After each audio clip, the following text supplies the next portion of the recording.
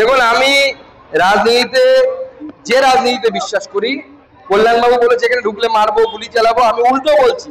আপনি বালুরঘাট আসুন, বালুরঘাট নাটকের শহর, নাটক দেখুন। বালুরঘাটের রাস্তায় সুকান্ত মজুমদারকে, পানের দোকানদারকে জিজ্ঞেস করুন, রিক্সাওয়ালাকে জিজ্ঞেস করুন, আর সব শেষে সন্ধ্যায় আমার বাড়িতে এসে এক কাপ চা খেয়ে যাবেন।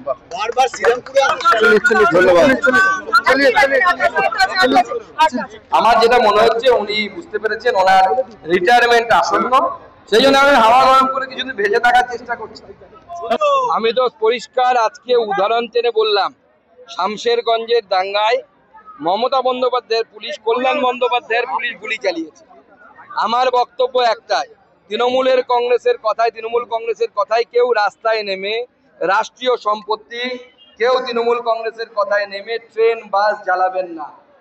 কারণ যখনই আইন শৃঙ্খলা বিঘ্নিত হবে, তৃণমূল কংগ্রেসের পুলিশও বাধ্য হবে গুলি চালাতে। গুলি চালিয়েছে তো পুলিশ, তৃণমূল কংগ্রেসের পুলিশ গুলি চালিয়েছে শামশেরগঞ্জে, তাতে গুলিও লেগেছে দাঙ্গাকারীদের। একজনের গুলি লেগেছে আমার কাছে যা খবর, যদিও মমতা বন্দ্যোপাধ্যায় খবরটাকে চাপার চেষ্টা করেছে।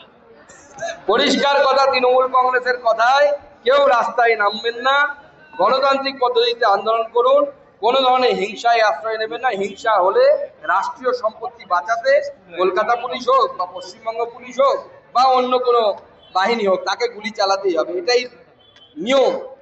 এবং তখন মরবে কারা? সাধারণ খেটে খাওয়া মানুষ, যারা তৃণমূল কংগ্রেসের কথায় লাফাতে যাবে, এবং সেটা অত্যন্ত ডেঞ্জারাস হবে।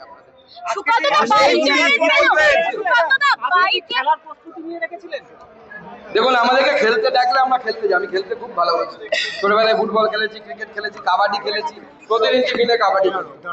কল্যাণদা কি খেলতে চাই খেলবো, আমরা অসুবিধা নেই। বাইকে আসার কারণটা কি? হঠাৎ করে আপনি নেমে পড়লেন, বাইকে এলাম। দেখুন, আমরা 700-800 মিটার বাইকে এসেছি, বা 1 কিলোমিটার প্রায়। এই জন্য কল্যাণদা তো পরে একটা অ্যালিবাই দেবে, বারবার একটা করে অজুহাত করছে। হয়তো বলবে গাড়ির ভিতরে ছিল তাই কিছু করিনি, তো গাড়ির বাইরেও বেরিয়ে দেখলাম আবহাওয়াটা কেমন, চারিদিকের আবহাওয়া দেখতে হয়। আমি দেখলাম আবহাওয়াতে কল্যাণ নেই, অকল্যাণ হয়ে গেছে।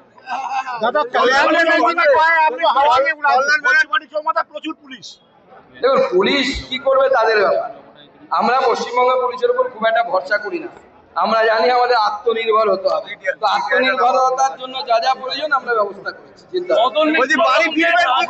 ভালো ছেলেদের কাজ নয়, নির্বাচন আসছে, ভালো ছেলে লাগবে না, মেয়ের বিয়ে দিতে আসিনি, এরকম ছেলে চাই যারা নির্বাচন করতে পারবে।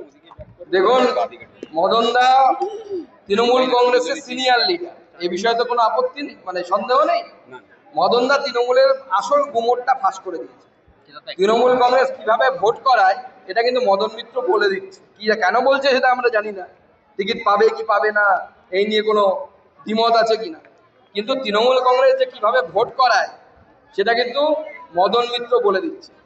তো তৃণমূল কংগ্রেস যেরকম প্রশ্ন করবে আমরা উত্তর ওরকম দেব। যদি তৃণমূল কংগ্রেস খারাপ ছেলে নিয়ে রাজনীতি করতে চায়, আমরা ভালো ছেলেরাও ফুটবল খেলতে জানি, ভালো ছেলেরাও খারাপ হবো আগামী দিনে যদি প্রয়োজন হয়। আমরা প্রয়োজন হলে, দেখুন, গুন্ডামি তো অনেকেই করতে পারে, কিন্তু শিক্ষিত বা ভালো লোকেরা যদি গুন্ডামি করে তখন কিন্তু ধরা খুব মুশকিল। সেই জন্য মদনবাবুকে বলবো অন হয়ে থাকুন, আর বাদ বাকি কিছু করার দরকার নেই। সন্ধ্যাবেলা হলে অন হয়ে যান, ব্যাস আরামসে জীবন কাটান। ফিরতে পারবেন না বলেছেন, কি করবেন যদি ফিরতে না পারি? আমি তো আগেই বলেছি, দেখুন, আমাদের তো দেশের জন্য প্রাণ দেওয়ার সৌভাগ্য হয়নি। যদি আমাদের মেরে দেয়, দেশের জন্য না হোক, কমসে কম বাংলাকে বাঁচানোর জন্য মরবো, অসুবিধা কি আছে? আমরা বাংলাকে পশ্চিম বাংলাদেশ বানাতে দেব না, তার জন্য যদি প্রাণ দিতে হয়, রক্ত দিতে হয়, দেবো।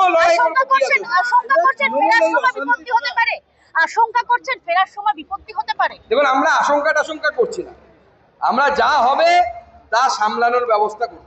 চ্যালেঞ্জ অ্যাকসেপ্ট করলেন? চ্যালেঞ্জ তো আগেই অ্যাকসেপ্ট করেছি, আমি তো শ্রীরামপুরের বুকেই দাঁড়িয়ে আছি। যে চ্যালেঞ্জ করেছিল তাকে পাওয়া যাচ্ছে না, সে ছু কিটি করতে করতে খুশি হয়ে গেছে।